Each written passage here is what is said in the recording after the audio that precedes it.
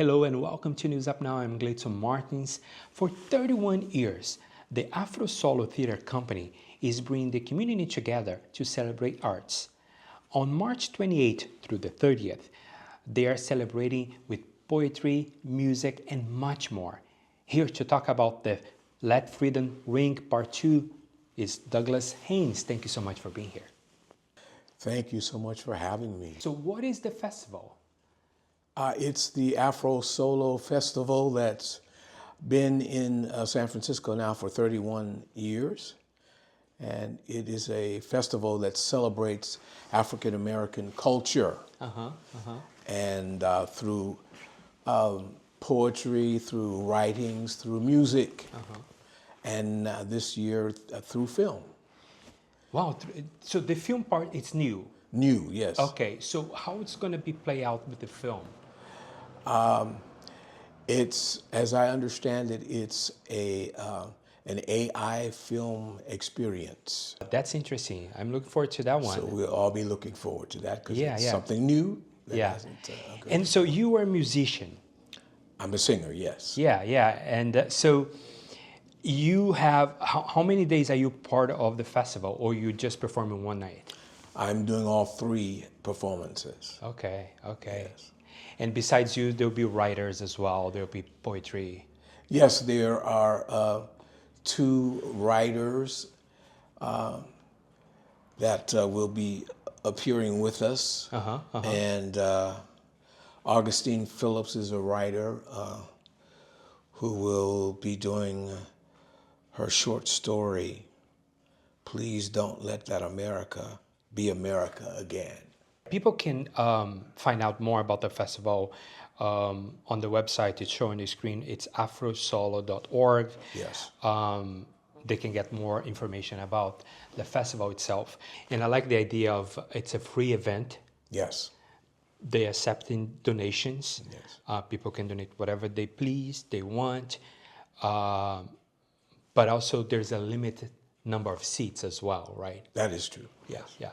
And one of the things I think, I love arts in general. Obviously, there are certain things appeals more to me than others.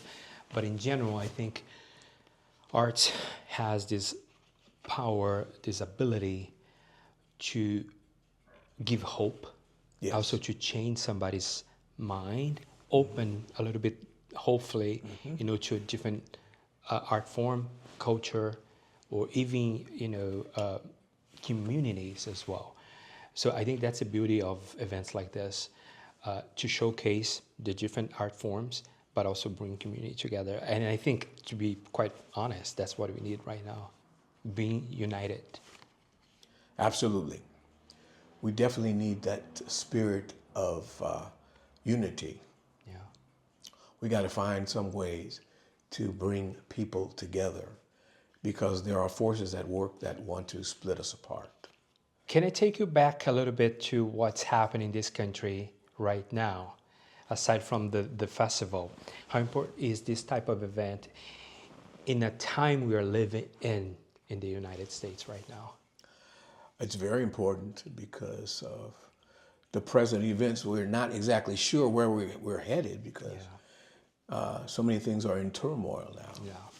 So the one foundation that we can all share is the arts. It's music and poetry and writing. These things have sustained us through the years, regardless to the political situation. There's always been art. There's always been music.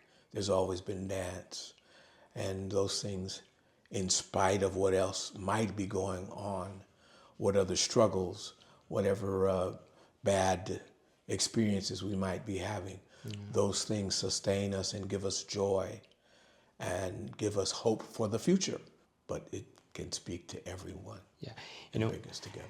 Just quickly, when I moved to this country in 2007, I couldn't speak the language English, which is still not that simple. But I remember going to a theater, watching the first movie I watched in this country was Harry Potter. I couldn't understand anything they were saying, but somehow the movie spoke to myself. So you learn through arts. Absolutely, yes. If you have your open mind, if your mind is open to it. Yes. Thank you so much for being here. I really appreciate your time. And thank you for having me. Yeah. Appreciate that as well.